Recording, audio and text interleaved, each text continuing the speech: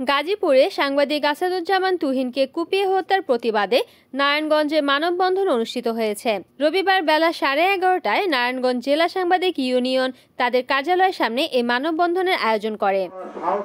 মানববন্ধনে সাংবাদিক নেতারা বলেন, প্রকাশ্যে একজন পেশাদার সাংবাদিককে নৃশংসভাবে কুপিয়ে হত্যা করা শুধু একটি হত্যাকাণ্ড নয়, এটি পুরো সাংবাদিক সমাজের নিরাপত্তার উপর সরাসরি আঘাত। তারা বলেন, এই ঘটনায় যারা জড়িত তাদের দৃষ্টান্তমূলক শাস্তি নিশ্চিত করতে হবে। মানববন্ধনে সভাপতিত্ব করেন নারায়ণগঞ্জ জেলা সাংবাদিক ইউনিয়নের সভাপতি আব্দুস সালাম এবং সঞ্চালনা করেন সাধারণ সম্পাদক আহসান সাদিক শাওন। এ সময় আরও উপস্থিত ছিলেন নারায়ণগঞ্জের সর্বস্তরের সাংবাদিকগণ।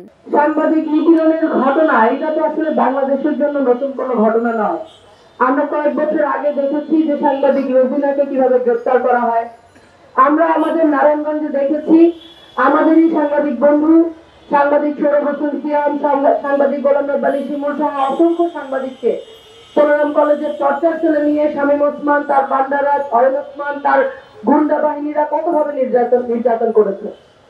এই যে সাংবাদিক নিপীড়নের ঘটনা সেটা বহুকাল ধরেই চলে আসছে এবং আমরা যখন এই 5 আগস্ট পরবর্তী একটা নতুন বাংলাদেশের কথা বলছি তখন আমরা এই জায়গায় সুনির্দিষ্ট করে সুস্পষ্টভাবে বলছি যে সাংবাদিকদের নিরাপত্তা নিশ্চিত করতে হবে। কেন সাংবাদিকদের নিরাপত্তা নিশ্চিত করতে হবে?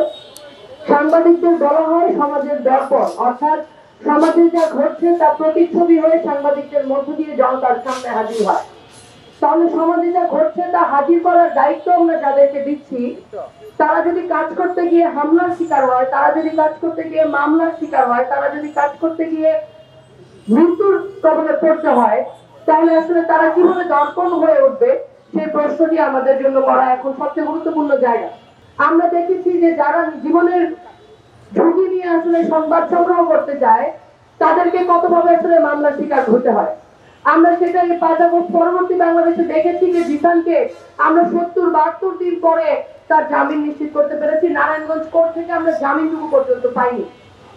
এই যে 5 আগস্টের পরেও এসে শুধুমাত্র সংবাদ সংগ্রহের দায়ে একজন তরুণ সাংবাদিককে কিংবা একজন সংবাদ কর্মীকে মামলার শিকার হতে হচ্ছে, তাকে হত্যা পর্যন্ত করা হচ্ছে এবং পুরো বাংলাদেশ সেখানে নিশ্চুপ হয়ে দাঁড়িয়ে আছে। আমরা বলছি যে নতুন বাংলাদেশে যে বন্দোবস্তের আলাপ করছি, যে নতুন বাংলাদেশের রাজনীতির কথা বলছি, সেই বাংলাদেশে এই জায়গাগুলোকে আমাদেরকে সুনির্দিষ্ট করে আমাদের ব্যবস্থা গ্রহণ করতে হবে। সাংবাদিকদের কর্তব্য বা সংবাদ মাধ্যমের কর্তব্য বলতে শুধুমাত্র ব্যক্তির করণীয় কি সেটা সুনির্দিষ্ট করাই আসলে নতুন রাজনৈতিক বন্দোবস্ত নয়, বরং সেই ব্যক্তিগুলো কতভাবে তার দায়িত্বকে সুনির্দিষ্টভাবে সুস্পষ্টভাবে স্বচ্ছতার সাথে পালন করতে পারবে সেটা নিশ্চিত করার জন্য রাষ্ট্র কি কি ব্যবস্থা গ্রহণ করবে, তার নিরাপত্তার বলয় কি হবে, তার পরিবারের নিরাপত্তার বলয় কি হবে, সেই জায়গা নিয়ে আসলে আমাদের নতুন করে নীতিমালা প্রণয়ন করতে হবে। রিপোর্ট করেছেন সুমন ইসলাম, NNTV, নারায়ণগঞ্জ।